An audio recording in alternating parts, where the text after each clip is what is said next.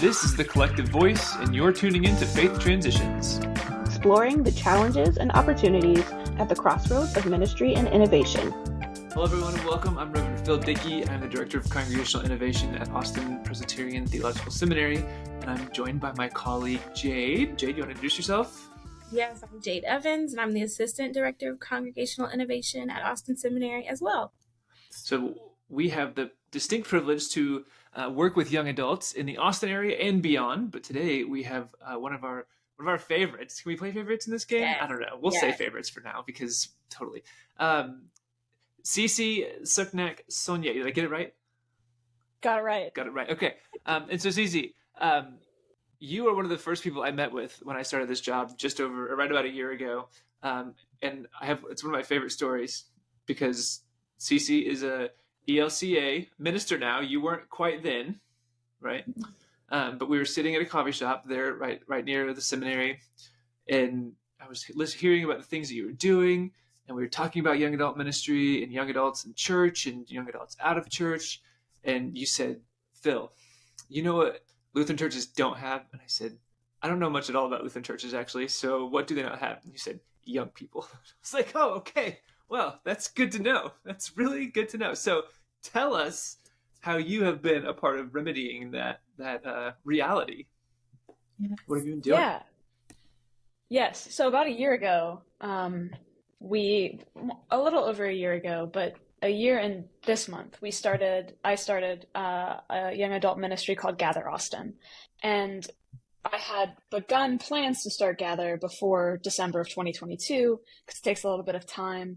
But we built it from a networked perspective and framework that the ELCA, the Evangelical Lutheran Church in America's Young Adults Division, has been stewarding, which is something that they call the Gather Network, which is region-based young adult ministries or city-based young adult ministries, because most churches don't have young adults or a critical mass of young adults in my tradition, focusing on what it could look like to do either city-based or region-based young adult ministry to get more people than just one here, two there, four there.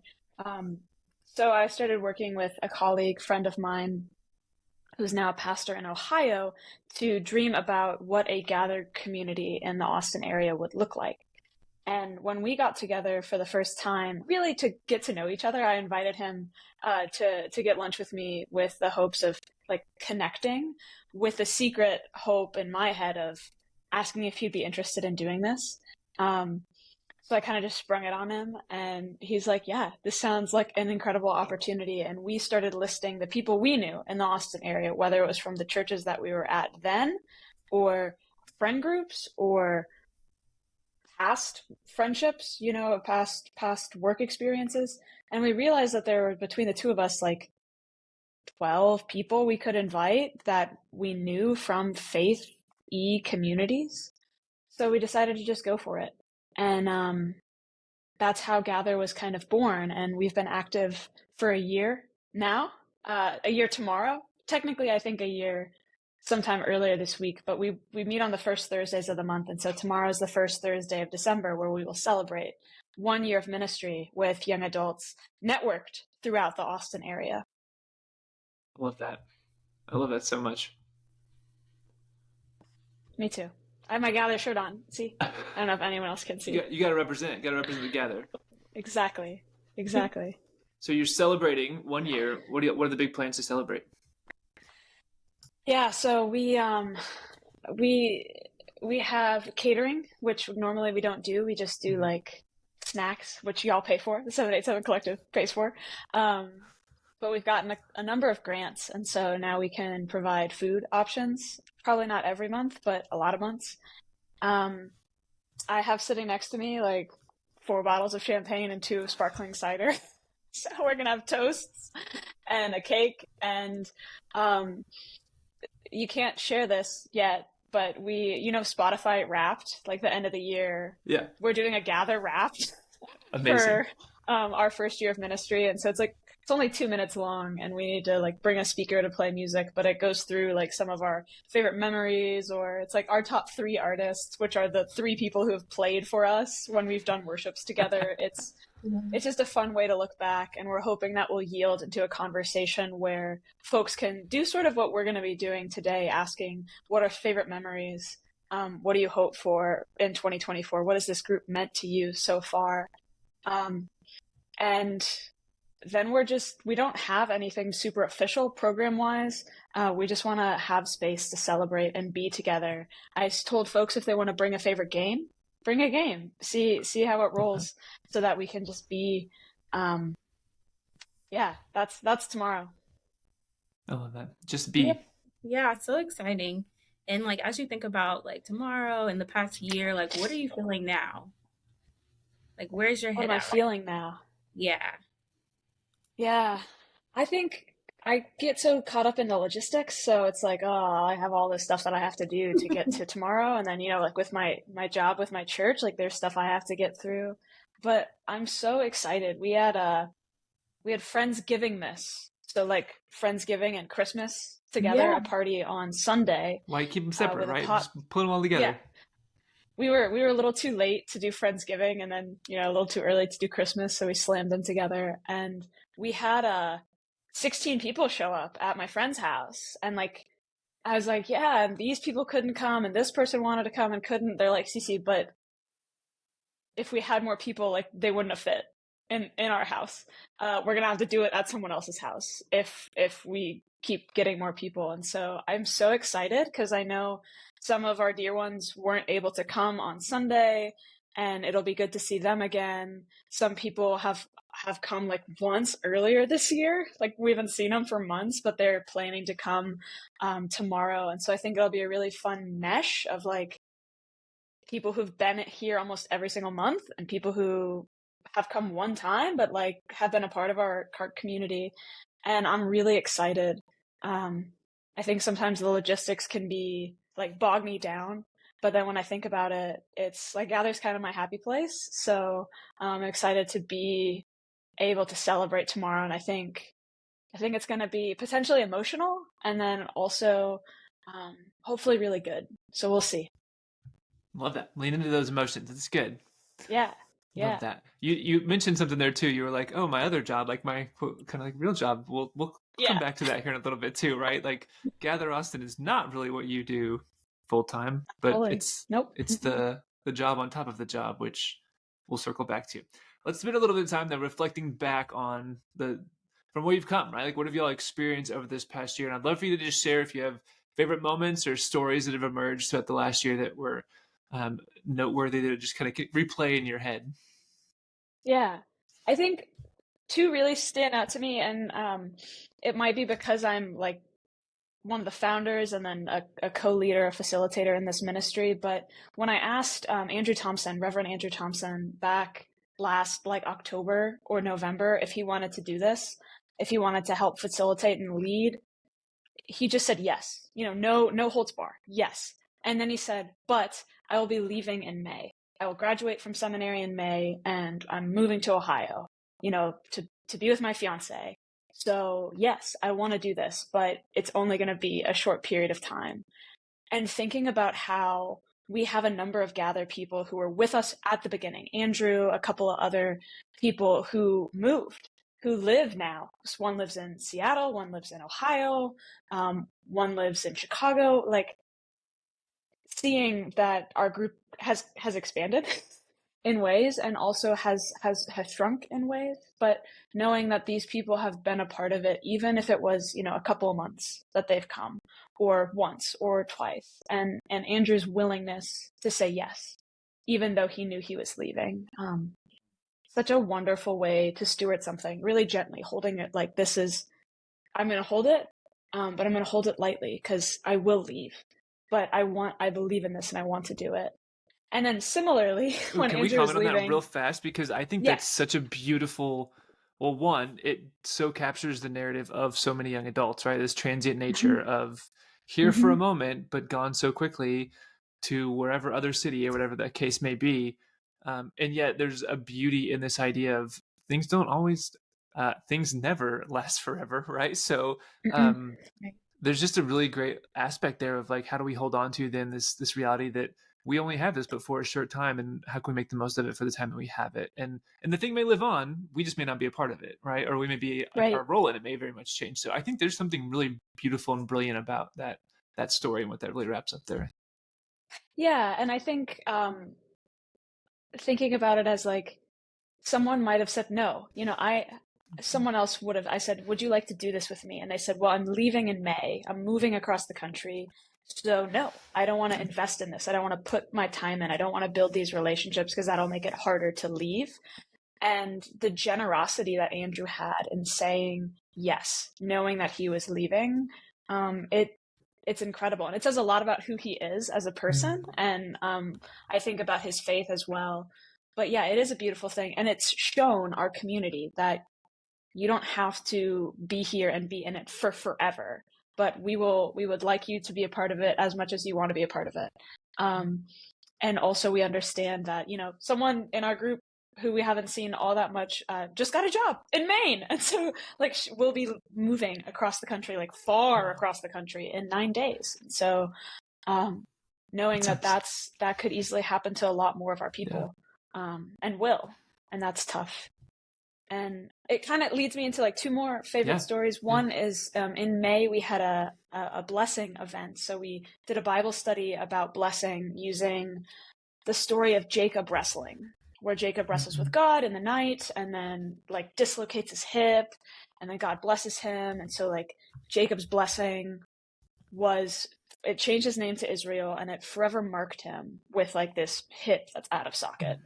And so we talked about how blessings are things that are very powerful. They're transformational, and they have a transformative component. And then we went into a series of blessings that Joel, my new co-leader, and I wrote together, where we did one for those who are graduating. We had a number of people in master's programs at that last spring, so we blessed the graduates. And then we went through something that Joel and I wrote together about blessing those who were leaving our community. And we marked it. We said, when you came to us, we were so gracious to receive you, blah, blah, blah.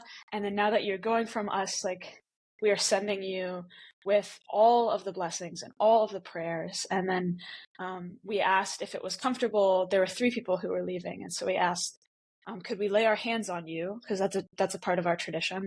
And some said yes and some said no. But the one who said no said you can hold your hands up as blessing, which was nice. And then we blessed them together, each individually. So we went from Andrew to the next person, to the next person. And we all were invited to bless Andrew and then to bless the next person and then the following through the words, may you, or then may we, which a lot were more may you. May you go forth boldly into this call that God is giving you. May you have no fear as you make this next step of your journey, et cetera, et cetera, et cetera. May you remember that you are always loved, that you have been a part of our group, and so you will always have a place here. And it was so powerful because we marked it, and it wasn't just like, bye, we're gone, and we're never going to see you again, but it was, you've made an impact on us, whether you were a leader of this group or a participant. And part of our hearts are really sad because you're no longer going to be here, but part of our hearts are very happy because you've been with us. And so now we ask God to take care of you as you go forward. And we have those liturgies in our back pocket for whenever someone else graduates or when someone else in our community leaves, and we've shared them with the wider Gather network so that I know there's a Gather site in Colorado Springs that has adapted ours for someone who has left their community too. So it's not just something that has only happened here, but it's happened elsewhere too. It feels good.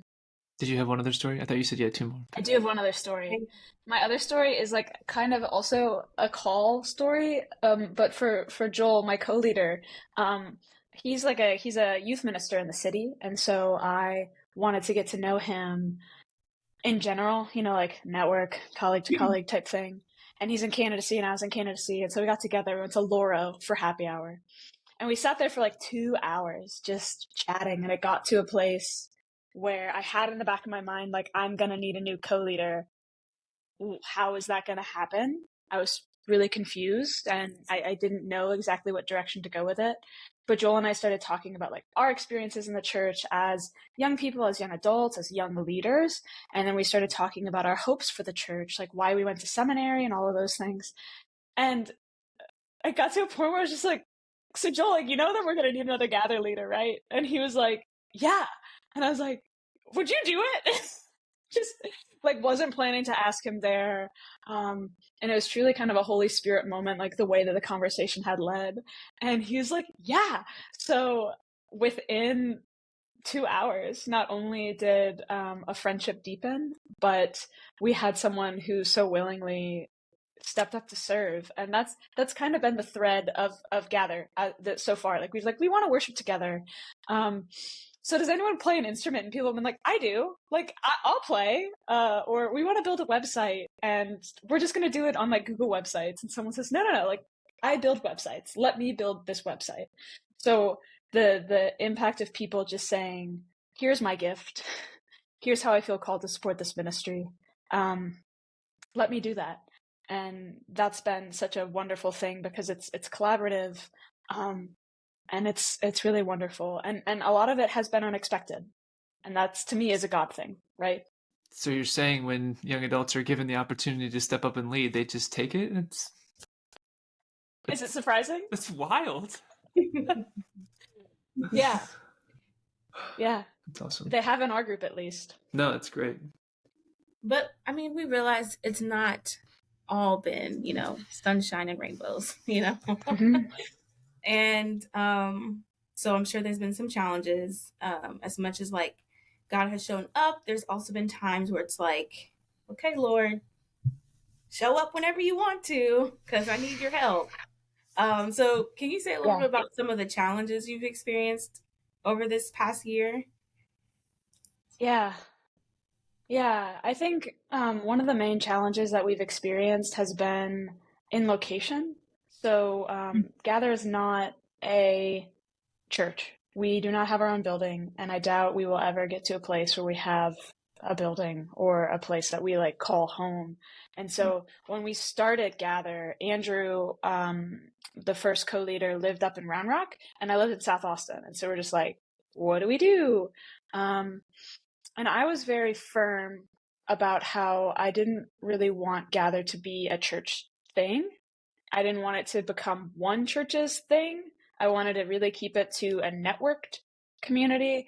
And I also wanted to be cautious about the fact that church has been a harmful place for many young adults. And so maybe we don't meet at church as we got started, because some people won't even go into a church. You know what I mean? Like they've been hurt so badly that they're just never not going to do it.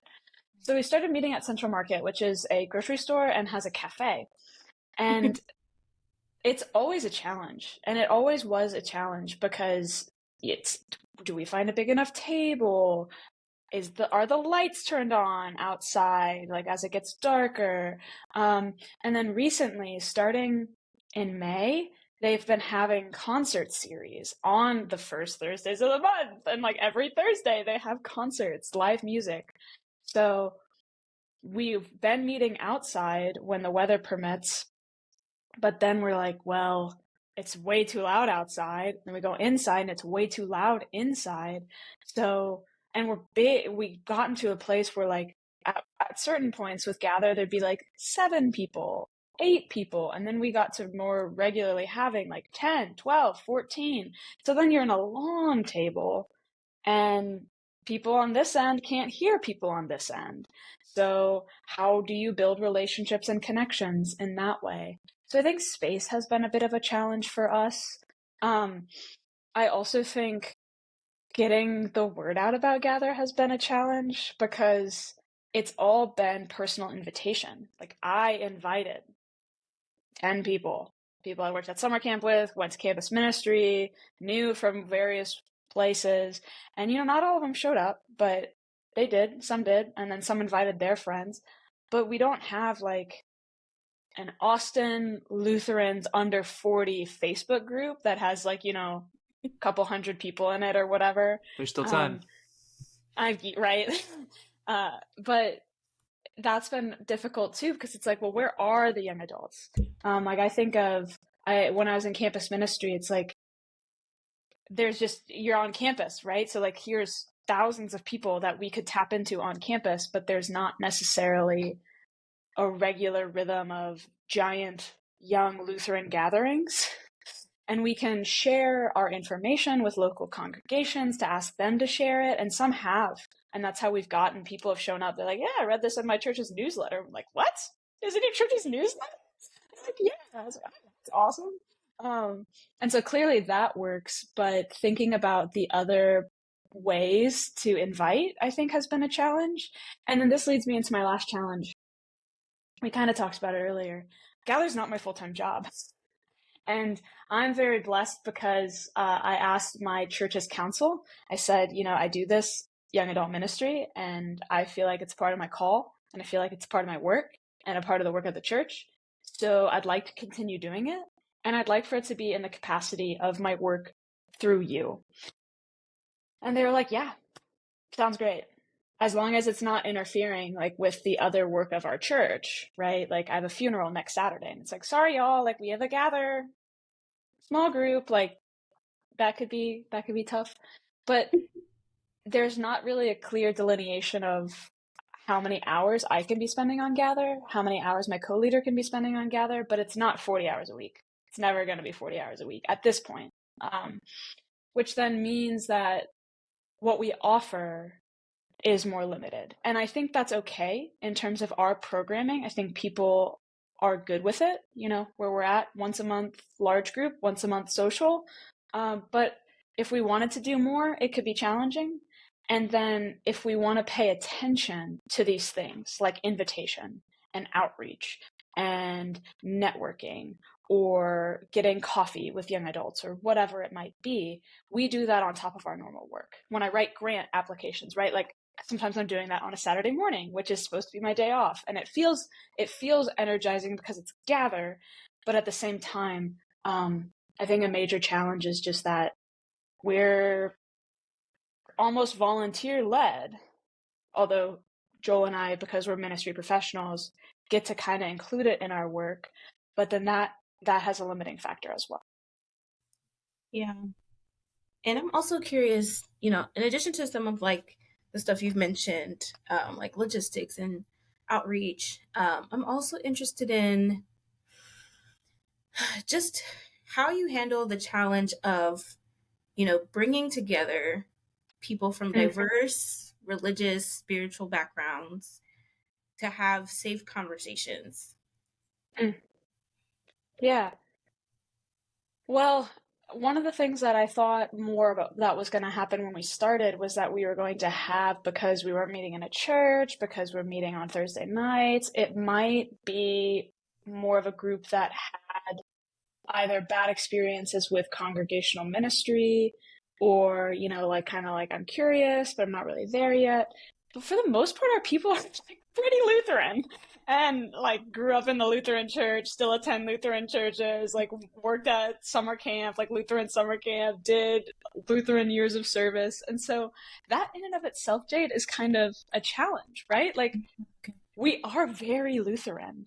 And that was surprising to me that it's mostly people who go to church that come to gather. Some are unchurched because they haven't found a church community that they enjoy. They've tried and just nothing's really filling their cup. Some are unchurched because it's Sunday morning and they don't want to get up and go to a service, which like I respect it. But for the most part, like we are a very Lutheran group. And I think that in and of itself is a challenge because then like, and it's not like we're like, all right, let's study Martin Luther's 95 Theses, everybody. Like that's not what we do. I gather it's not like it's just an inherently Lutheran framework. But the people in this community have a very clear tie to faith in their life, mostly through Lutheran settings, which is great. And also it was unexpected. So I think the cool thing about Gather is that it's a community. It's less of like a worship service or a congregation. So we have people across congregations. I think we have like 7 or 8 congregations represented in our like core group of gather people. But I think mostly there haven't been too many challenges in terms of like bringing faith components into what we're doing, because a lot of people are coming from a Lutheran framework. I'm coming from a Lutheran framework, and they're all pretty open.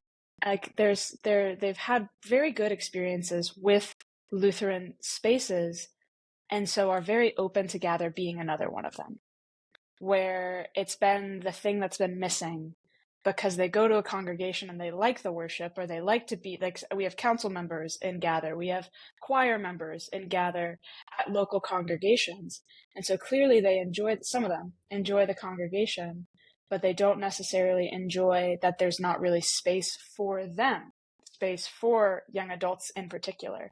So I think for the most part, people are just like happy to have gather. And I think conflicts and challenges are probably likely to arise, as they are in every single type of community, right? Like, because we're human. But for now, it's like, let's talk about this. And they're like, yeah, I love that. There's just been such a willingness and an openness. And I think it's likely because, one, they've had positive experiences, mostly of church spaces, community faith spaces, and 2, gather is filling a need that either they're not finding in congregations, or they're not going to congregations, so they don't have a faith group in general. I don't know if I answered your question, but that's my answer. Yeah, no, you definitely did. Thank you. That's your answer. You're sticking with it. Okay, we'll turn back on you a little bit here. How do you feel like you have changed? Like, what's different about you since this all began a little over a year ago? Yeah. So a year ago, I was in a very different role. I was a vicar, which is like a pastoral intern. I was working in a congregation and a campus ministry. And I was kind of, a mentor of mine put it very funnily, like I was an extension of those pastors' call, which was true. Like, I wasn't in a group for the long haul. I was learning. I was kind of a student.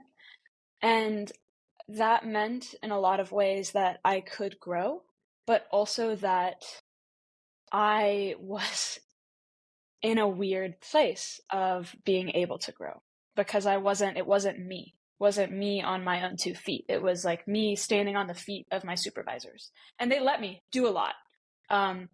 I'm grateful for that internship experience, but I think that the role that I was in as a pastoral intern was challenging, because I was ready in a lot of ways. I felt ready in a lot of ways to like go and do it.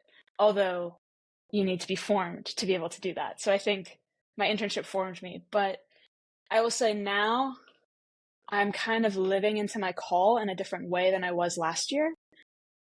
And I've noticed that there's a lot of stress in starting at a new church, and pressure and expectations. But there's also something really beautiful about being able to kind of get cozy in my role, right? I'm here. I'll be at my church, until the Spirit moves, however the Spirit's going to move. And last year, I knew I was in a limited time frame with these 2 other communities, and in a more limited role. And so there was more of like a timidness, I think, even to how I was and how I was being. And right now in my life, I feel like I'm still like finding my footing as a pastor. Like, do not hear what I'm not saying. Like, there's still a growing component of beginning in this call, but I'm feeling very steady. And I think a lot of that actually has to do with how steady of a group gather has been, and the way that it's impacted my life as a person. I mean, I don't remember when we first met, Phil. I think it was in the spring of this year. It might have been like even February. It was pretty early on in the year. Yeah, it was early in 2023. Mm-hmm. But like in October of 2022, I was having a major crisis about what do I have a future in pastoral ministry? My internship there's a couple of tough things that were happening, and I was just really unhappy. And it's hard to, like, I was so far into seminary, I was so far rooted in this call to lose hope in it. Like, it was a big crisis in my life. And you might see, like, I'm getting a little emotional now thinking about it, because it's like, is all that I've worked for now not going to be a reality? And so to be able to say now, like, I feel like I'm living into my call. And again, there's the stress and the expectations and the hardship and the challenges, while also feeling steady is such a gift. Knowing that I mess up, right? Like, I'll fumble through parts of the liturgy on Sunday mornings. We'll not have the right thing uploaded for our streaming. Mistakes will happen, but I'm not like, oh, well, I should probably quit ministry because I'm so horrible or bad. Like, it's like, nope, this is the work of what it means. Like, this is how you are as a human being. And with Gather, I think that was the place that I had the most comfortable way to lead. That's not the best way to say it, but like, it was a safe place to lead, and a nurturing place to lead. And sometimes I want the Gather group to actually, like, give more feedback, because we're like, what do you want to do? And they're like, that everything you've been doing is great. Just keep doing it. Just keep doing it. And, that's encouraging, but I think it's because of that encouragement and the level of creativity that we get to have in Gather specifically, that I was able to find solace for my little heart that was hurting a lot last fall. And it's stretched me to then think of, like, how do we do these things that we're doing in Gather in parish ministry, in my congregation out in Spicewood. So I've seen a lot of change in myself, and I think the biggest change has just been, I'm happier and I'm more confident, and I feel alive in this call that God has given me. And I know part of it's because of where I am with this church that I work at, that I love. And I know part of it's because I get to keep doing this Gather ministry, and people have responded to it so well. I mean, we've gotten 3 grants in our first year, and they're not like big wazoo, like millions of dollars of grants, but it's, it's significant. And we've gotten the support of, like, the 787 collective, and people have noticed us. This is not the first interview I've done about Gather even, right? Like, it's, all of that is so encouraging to a young woman who just wants to live into her call. Beautiful. Thank you for sharing that. Yeah, thank you. Wow, that was touching to hear. And yes, looking forward now. We've spent a lot of time looking back, but looking forward a little bit. What are some of the hopes that you have for this year ahead with Gather? Yeah. We're in a fun place where, like, I think I named the challenge of location, and we're trying to see what it's like to meet in other spaces. So really leaning into ministry partners is something I'm looking forward to. What does it mean for us to make asks of congregations, whether it's by praying for us, helping us with outreach, sharing their space with us, or giving us money, which we're always welcome. Anyone's welcome to do at any time. You can always give money. Always give money you together. Can always give money together. But I think that's gonna come with some growing edges, and also, like, a lot of excitement of we went in September into a church, into their youth group, my home congregation's youth group. So that was so fun for me to be like, man, this room, this space has impacted me as a youth in so many ways, to then bring Gather people there. And they're just like, it's so quiet, Cece. I can hear you, Cece. We need to meet here more often, Cece. And I was like, oh, okay, well, now we have. And we're setting up that rhythm. And I think it's going to add some deepening components to what we can do on the first Thursday evenings. We are playing around with the idea of pilgrimage with Gather. We got a grant to do a retreat. And it's just very clear that, like, people don't really want to do a retreat. They're like, go somewhere for a weekend and, like, nah, maybe like an evening type thing. But when we've mentioned pilgrimage, people are like, oh yeah, I want to go there, I want to do this, or I want to do this. And it's like, oh, okay, well, that's a lot of money, but maybe we'll be able to figure it out. And You never know, I'm because we've been excited. talking about pilgrimage at 787 too. So Oh, even you mentioning that, there may be some. You just put it out there in the ether world, and who knows what happens. wow. Yes. So, So, but we'll and circle back on that one later. yeah, we should. Um, and I'm excited because I'm really hoping to see the ways that there is growth. And I'm not talking about in numbers or bodies. I'm talking about in friendships and hopefully leadership. We're trying to start asking people, like in August, my husband led the gather night. Him and a friend talked about the Supreme Court cases because they're both lawyers, and was like, let's give you a framework of what's happening in our judicial system, because everyone's always like, everything's so bad. And it's like, here's some ways that we can think about that. And here's how we can think about this as people of faith. And that was great because then, like, Joel and I didn't have to plan it. But having other people step up in that way, we've had people step up as worship leaders, if they'd be willing to host, not just host a social, but plan the social.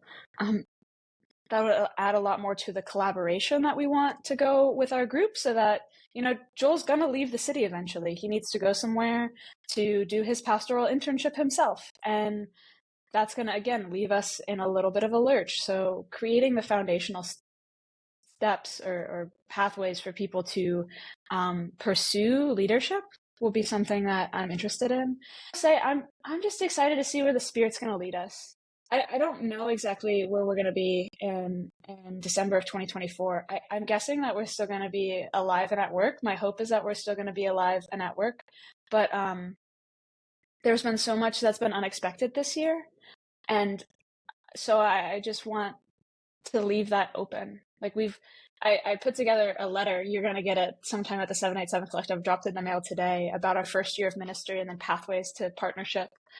And so we asked people through a Google form to fill out what Gather means to them, how this year has been with them. And one person said, Gather feels like home. And one person says, Gather has made me feel like I have a place in church. And one person said, Gather's a place where I can be outgoing and vocal, which is not something normal for me. And so we've seen for our people and for me that Gather has created space of development and change and growth in us. So I'm just hoping that continues. And yeah. And we have, the best thing is that Joel and I have the first 6 months of Gather planned out for 2024. Like, we know what we're doing in January, February, March, April, May, and June. And that's incredible, because then it's not like, oh, the first Thursday's next week, what do you want to do? It'll give us more time to look at some of the other components of what we need to be doing as well. That's fantastic. So as again, look forward. If you could, you mentioned some of the things that, like, some people have been like options and ideas and ways that people have been reaching out and helping a little bit. If you could communicate to like young people, what would be a message you would share with young people about what Gather's offered and provided for young folks? And then the same question for congregations. Like, if you could tell congregations, like, look, this is what happens, what we've been doing through Gather Austin, like, here's some things that you could take and like either implement, or these are some ideas or things that we've learned. So kind of from the young adult side, then also from the congregational side. Yeah. What do you want young people to know? I think someone said it so beautifully in this little survey that we asked people to fill out. And this person actually doesn't live in Austin anymore. They live in Seattle. So they've left our group. But she wrote that Gather gave her a place in a faith community where she felt like she hasn't had that in a while, in congregations and in other communities. And so first and foremost, for young people, like, the church is such a hard place for a lot of young people. It's hard to go into, especially in the Protestant church. You can go to Austin Stone and there's going to be like 100 young people, but you walk into my church on a Sunday morning and it's me and my husband, or me and my husband and this young couple. You walk into my internship site, and again, it was me and then a couple smatterings of young people. So I want young adults to know that I think church is wonderful. I wouldn't be a pastor if I didn't. But also, like, if you're yearning for a group of people in your life stage, people in your age bracket, people that are also wondering about buying a home in this city that's so expensive to live in, or if they're in the right profession because they just lost their job and so now they're in that transition, or they're really wondering about having a family. I don't know. Like there's all of these questions that we have in this age range. Gather's a place to ask those questions or to be with people that are also navigating that. And it's given me a lot of hope because, again, I gather we're likely not going to have someone come up and just assume a lot, which can happen in parish ministry, right? Like you walk in as a young person and then someone puts a lot of assumptions. Hey, you should join our church and you should do this and you should do that and you should do that and blah, blah, blah, blah, blah. I gather we try to be a space where people can be renewed and be in community and receive hope. So knowing that that's out there in the Lutheran world is big, and knowing that it's out there in other traditions as well, throughout Austin and throughout other places in the US. But if you're a young adult and you feel like you've lost hope in the church, which there's been moments when I have lost hope in the church, I will say that I've received so much hope through Gather and through other spaces that prioritize young adults. And we'd love for you to come join us. You can check out our website, gatheraustin.org. But also follow us on Instagram, gather_Austin, because we want to get to 100 followers, and we're at 75. So I don't want to create 25 fake accounts. No, we can get that done. Finsta accounts will get them done. We'll hit that century mark before Thursday, before your 1 year celebration. Yeah, I just don't want to have to do that, but I will if I have to. And I think when I think of congregations,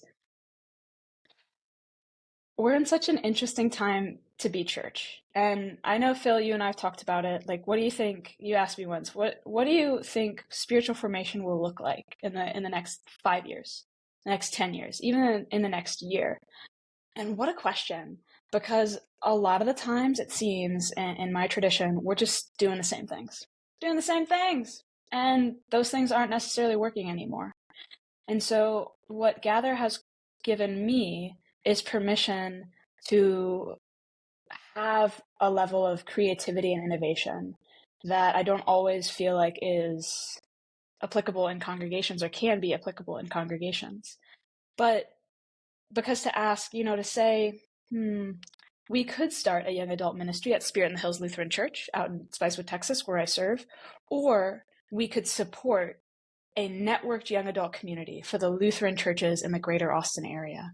One of those things is kind of the traditional model. Well, we're just going to do it at our church and it's going to be ours and that's going to help us grow. And the other is, no, let's do this in a different way. Let's think beyond the box that we've been given. And we can do that in other aspects of parish ministry, about Sunday school groups or small groups or how we even worship together. And that's something that I'm interested in and I'm hoping to bring to my church once I get, even steadier on my feet. And I also think the reminder of how important life stage groups are. I've heard a lot from people of, oh, I want Gather, but I'm 45. I'm 55. Like, I want a group like that. It's like, okay, well, make one. And I know it can feel exclusive to have the 20s and 30s group and the 40s group and the 50s group and the 60s or whatever, but also to be able to be in community with people who are going through the same things you are is instrumental to happiness, to companionship, to feeling loved and seen. And I think that we can do that in the church, even though it might feel exclusive. Sometimes being exclusive actually creates deep relationships. Ooh, you're speaking some Priya Parker now for me. I love a good Priya Parker, right? I know. I love Priya Parker. I have her book.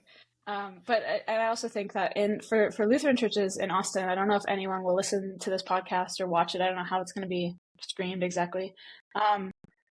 Gather is a place for young people in your community. It's not a place for us to steal the young people and then they become just us.